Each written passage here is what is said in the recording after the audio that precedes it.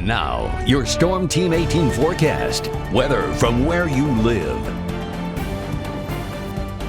Well, Beryl has brought direct impacts to the area, but she's also going to bring indirect impacts as well because the remnants are here.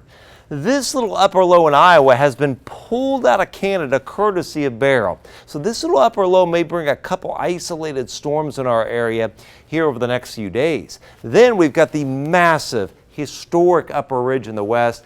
High level Alberta hit 97 degrees yesterday, and that is like just under the banner here. We had 108 in British Columbia, and you've seen all the stories about the tremendous heat into the desert southwest.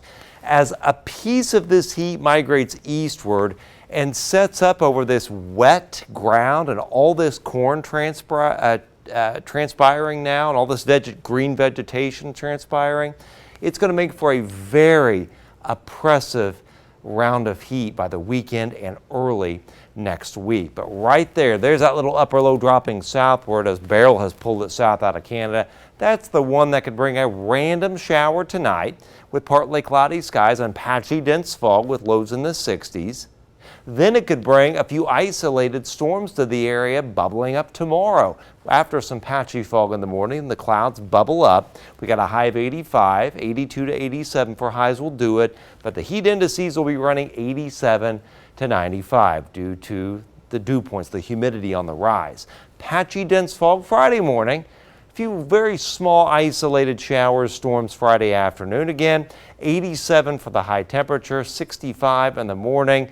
But the heat index near 90 to as high as 100 on Friday as we are evaporating all this moisture from this wet soil. This is tonight. Again, watch for the patchy dense fog and some partly cloudy skies and nothing more than a small isolated little shower. Then we look at tomorrow. You can see a few little isolated random little storms that pop up here and there. This is tomorrow afternoon, maybe one or two tomorrow night with more patchy fog developing. And then we look to Friday, nothing more than a random isolated shower or two. But then here comes the heat. So the heat expands, it gets very hot, very humid and oppressive in our area. On the leading edge of that heat, we're going to have some ridge riders, clusters of severe storms that develop.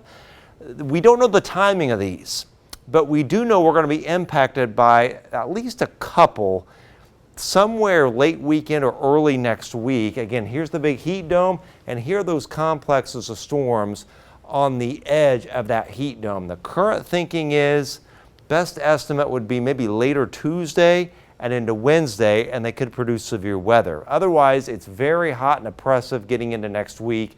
94 Monday, 94 on Tuesday, a low of 76, dew points near 80, 88 Wednesday. Gets a little cooler late next week, and then back to the 90s the following weekend.